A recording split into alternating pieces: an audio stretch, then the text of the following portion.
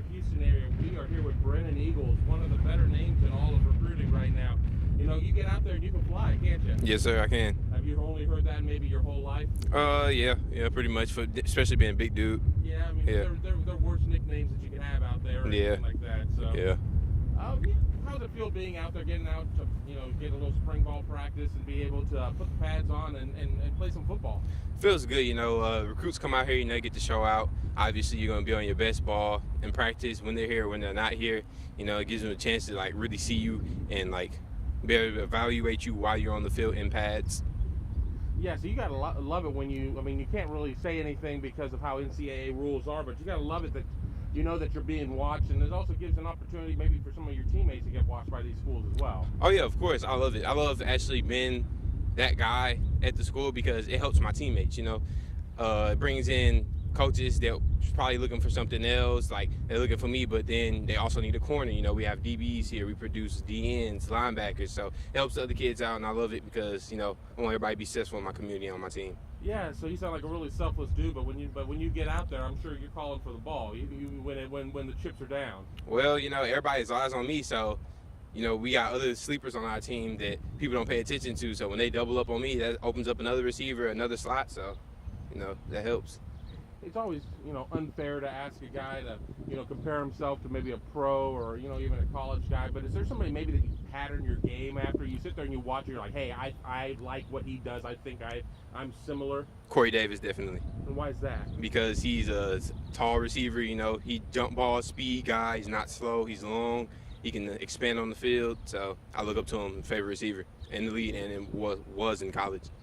Turning to recruiting, you've got a top 10, and you said that you're not really looking to cut from that 10. You're going to pick out of that 10. I mean, how tough was it getting it down just to a 10? Actually, it was tough, but then at the end of the day, it was relieving once I made the top 10 because it was it's less coaches hitting me up, and it gives other coaches an opportunity to evaluate other guys from other schools like U of H that offer me first. It gives them a chance to look forward into another receiver, and so it's not like I'm wasting their time. One of the schools I want to talk about, obviously, we're here out of Columbus, and we want to talk a little Ohio State. Talk about your interest with the Buckeyes. Coach Smith hit me up. Coach Meyer hits me up a lot, so I built a good relationship with them. I want to go up there and visit soon. Never been that far away from home. I mean, you sit there and you talk about not being that far away from home, so that makes me immediately go to the question, is distance a factor? Not at all. If I'm going to play, I want to go somewhere I'm going to get to the next level, That could be any college on this planet. As long as I'm going to get to the next level and they're going to use me and the best of my ability and make me better as a man off the field and a player on the field, then I'll go anywhere. I mean, what's the relationship like with Coach Smith and with Coach Meyer? What are they telling you? Good. I haven't heard from him in a minute, but Coach Stud hits me up. O-line coach, he recruits this area. He hits me up a lot, but I haven't heard from Coach Smith and Coach Meyer in a minute, just Coach Stud.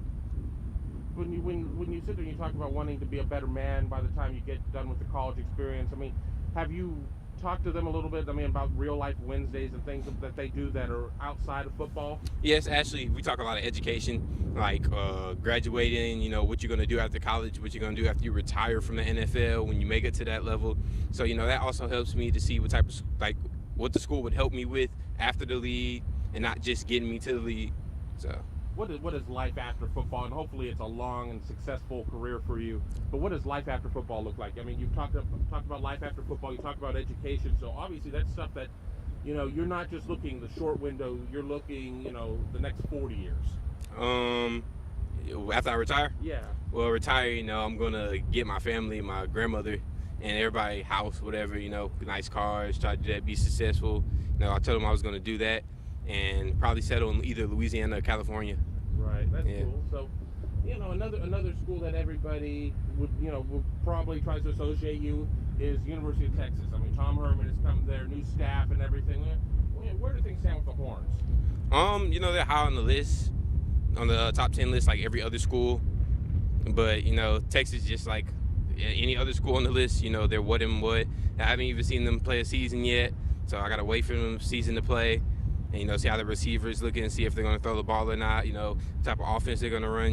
I seen it in the spring. They threw the ball a lot. Quarterbacks threw for over 400 yards, so that was a huge eye-opener. But, you also got to look at real game situations. They might switch up, might run the ball more. You never know. Just get one away on the season and see how they play out. So they're not getting any sort of, home state bonus or anything like that just because of of the proximity of Austin to where you're at. Mm-mm. Another couple of out-of-state schools, Clemson, that defending national champions. I mean, what is it about the Tigers that really sounds good to you? I visited there about 3 weeks ago. It was very nice. One of the newest campuses. They got new stuff there, new facilities.